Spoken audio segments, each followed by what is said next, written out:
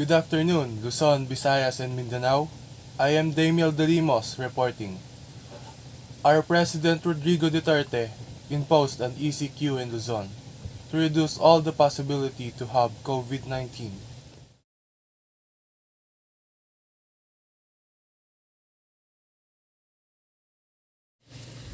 6 months ago, it was announced that the country will be put on lockdown. Since then, we will never be the same again. Empty roads, lonely streets, dying buildings, and a whole lot of space in between. The colorful world that we used to know is becoming an empty page, full of black and white. This is the reality that we are all facing now. Welcome to the new normal. On March 16, 2020, the government of the Philippines under President Rodrigo Duterte imposed an enhanced community quarantine in Luzon, including its associated islands, which is effectively a total lockdown, restricting the movement of the population except for necessity, work, and health circumstances in response to the COVID-19 pandemic in the Philippines. Additional restrictions mandated the temporary closure of non-essential shops and businesses. This came in after 2 days of the implementation of community quarantine in the Metro Manila. Looking ahead, the pandemic looks like it's not going away anytime soon. With all these changes that's happened, you would think it could only get worse from here. But let's not fret. There's always good in a bad situation. We are all dealing with the same problem, and it's up to each one of us on how we respond to challenges. Again, this is Damel De Limas reporting. Thank you for watching. Audio Jungle. Audio Jungle.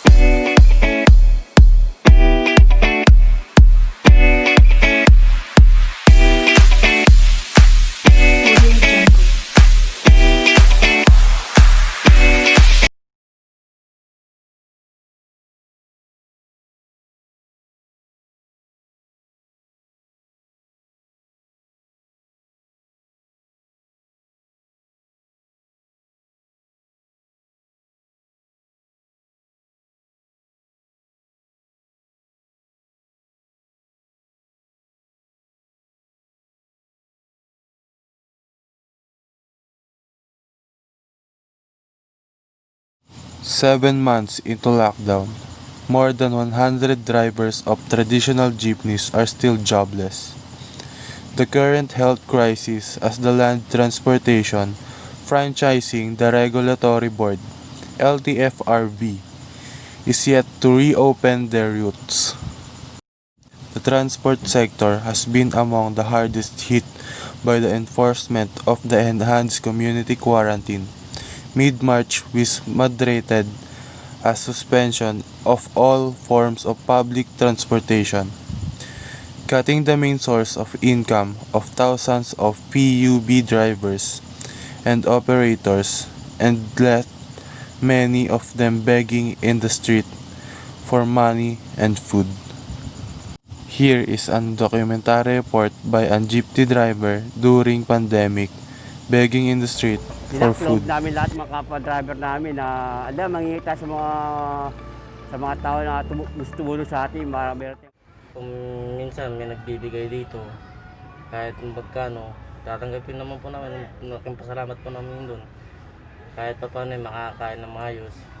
Pero kadalasan lang po talaga yung kakain kami ng isang beses sa isang araw. Yun po ang naranasan namin dito. Kapag minsan nga po kung walang magbibigay, minsan wala talagang kain.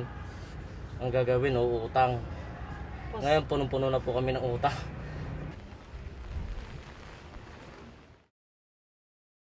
Several jeepney drivers laminated the declaration that the installation of plastic barriers to enforce physical distancing inside jeepneys is not actually mandatory.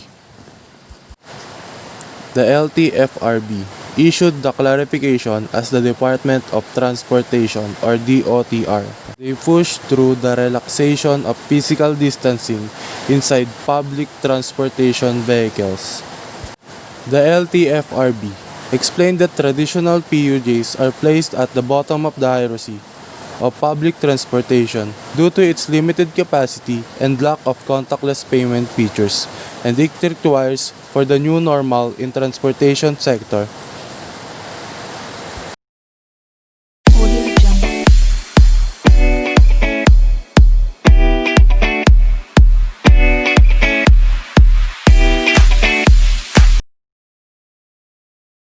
The blog is all about the World Health Organization declared COVID-19 a pandemic on March 11, 2020.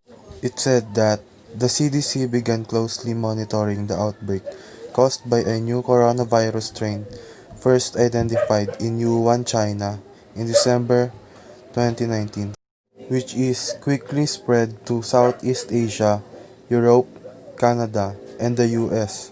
The first case in the United States was announced on January 21, 2020, in the state of Washington, where the patient recently returned from Wuhan.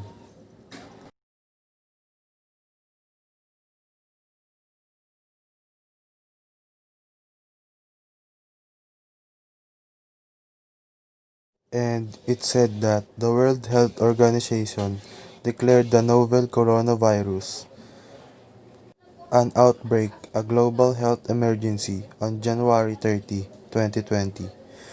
The announcement came shortly after the first human-to-human transmission of the virus in the US was confirmed by the CDC.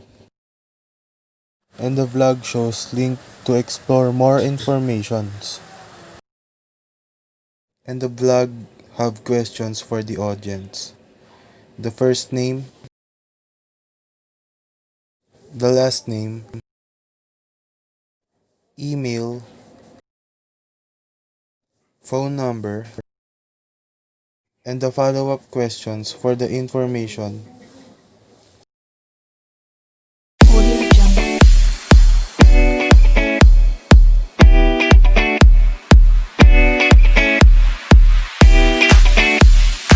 Audio Jungle.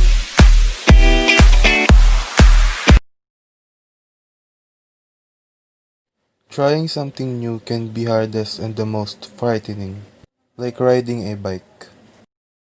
In 2018, we decided to go out and take our bikes for a spin.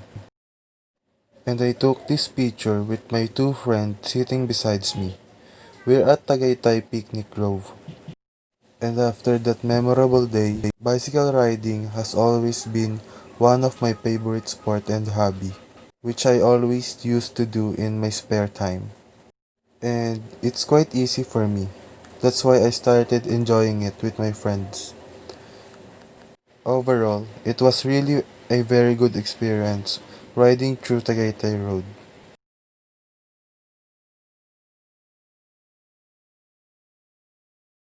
The photo tells the core memory of the photographer and shows how friends are motivated to do something that they want to try.